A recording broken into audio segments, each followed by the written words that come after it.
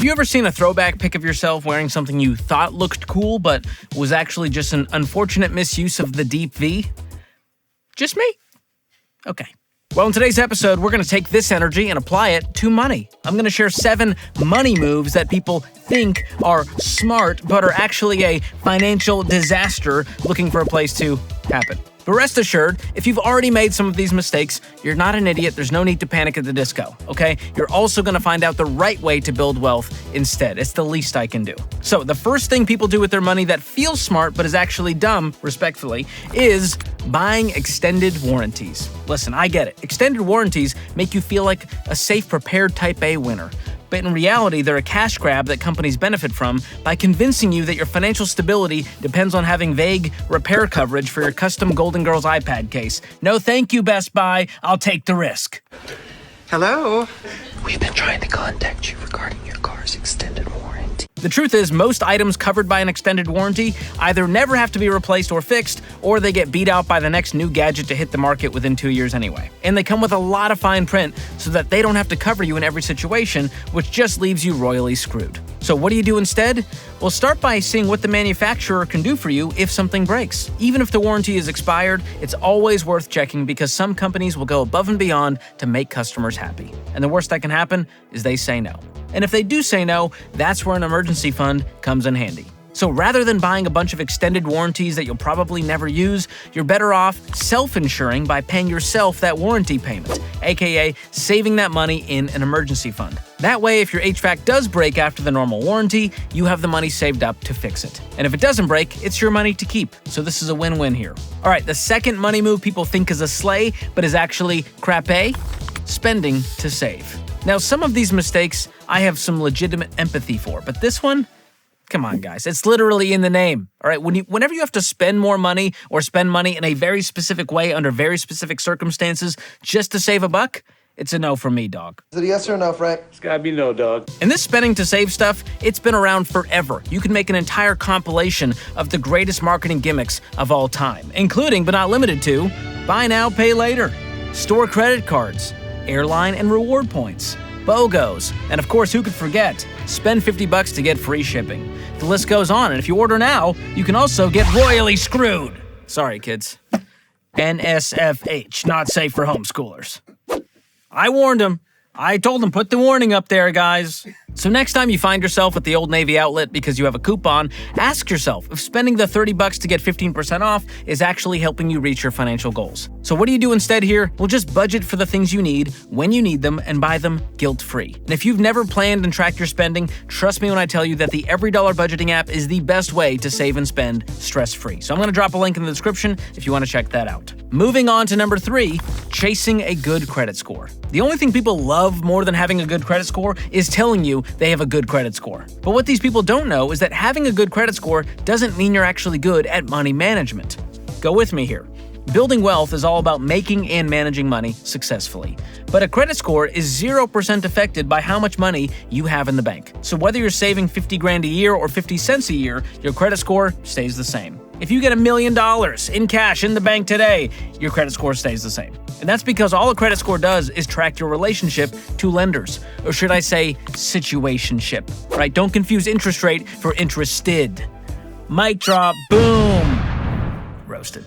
They just want you for your money. That's it. You are literally a gold digger. A credit score doesn't show that you're investing, making progress with your savings goals, or give any accurate information about your ability to build wealth. All it does is show that you're good at managing debt and paying other people back. So ultimately, you can ignore your credit score if you're done with debt. Like that random high school friend who messages you on Facebook once a quarter to ask if you're interested in trying CrossFit, leave him on red. Keep it moving. Instead, what do? Break up with debt for good so you can stop stressing about a random badge of honor that only shows how good you are at paying lenders back. All right, money move number 4 that sounds smart but is actually dumb. Credit card balance transfers. This is when you take the debt balance from one credit card and transfer it to another credit card, usually one with a lower interest rate. Now, on the surface, this might seem like a good idea to consolidate or save money on interest. But to be clear, that's the only thing balance transfers do, is move your debt around, like a shell game. And that's like getting a grease spot in your collar and then deciding to do a swan dive into a pan of pasta sauce. Here's what I mean. Most balance transfer cards offer a temporary 0% APR, but once that introductory period is over, they'll end up charging you a variable rate from 11% to 25%, and that's what we call a bait and switch in the biz. Plus, if you miss even one payment during that intro period, the 0% interest rate is gone, just like your youthful optimism. Not to mention, they'll slam you with a 3 to 5% fee on each transfer you make. Because even though you did a balance transfer to keep your debt from growing, the credit card company's gotta make money somehow. Not today, Capital One. And I would have made millions if it hadn't been for you meddling kids. So what do you do instead here?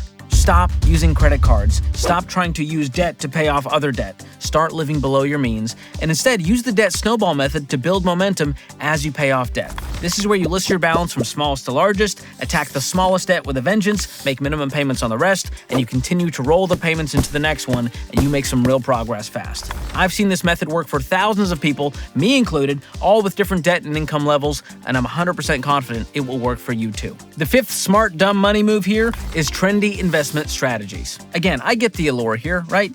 It's human nature to want to be in on something before everyone else hops on the bandwagon, like the first person to rock an ascot before we, as a society, decided we should not be doing that, okay? You know what they say? Anytime you wear an ascot, you get caught being an unfashionable man.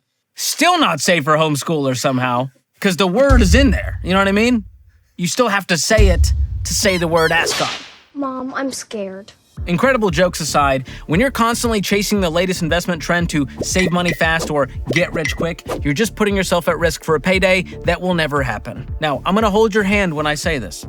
Buying gold and Beanie Babies is not the secret to building wealth. Neither are NFTs or hoarding crisis-proof assets in your backyard or betting on single stocks. Now, are there a handful of rare exceptions where people were in the right place at the right time and actually got rich quick?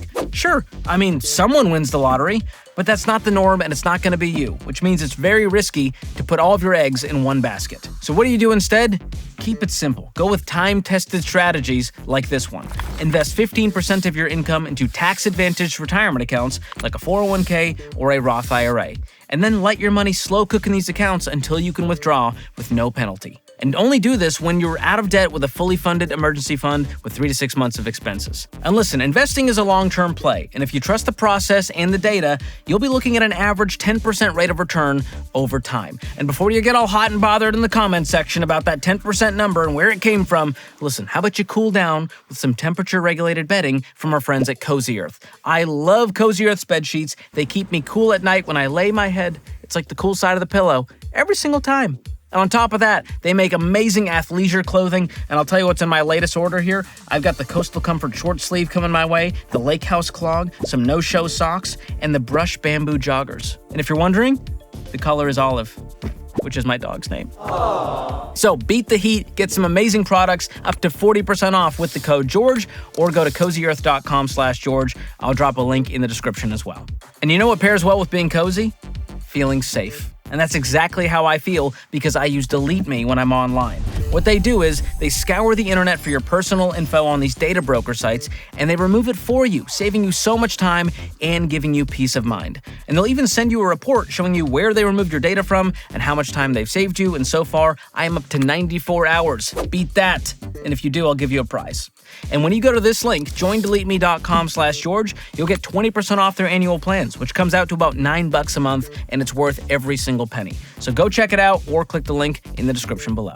Moving on to money move number 6 that sounds smart but is actually dumb, leasing a car. Listen, getting a fresh new car with low monthly payments sounds too good to be true, right? Well, it is. Because in reality, you're just expensively renting a car. Plus, you're now at risk for hidden fees for extra mileage and wear and tear, which is a stressful thing to obsess over while you're just trying to enjoy the weekly Dippin' Dots outing. And don't forget, there's usually a mileage cap on lease agreements, so if your commute changes or you take a cross-country road trip, you could end up getting charged for every single mile you go over. So what do you do instead of leasing? Buy a used car in cash that you can actually afford in full. And make sure the total value of all of your vehicles and wheelie toys don't add up to more than half of your income. That's how you know you're making progress with money. So stop spending all this money on a depreciating asset that you will never even own. Just buy it used in cash and thank me later. Dumb money move number 7, using your home's value like a piggy bank. If you're using your home equity to do cash-out refinancing, a home equity loan, a HELOC, you are doing it wrong. And there's a huge tiny caveat to this. If you're refinancing to go from a 30-year mortgage down to a 15-year mortgage, that could be a smart move.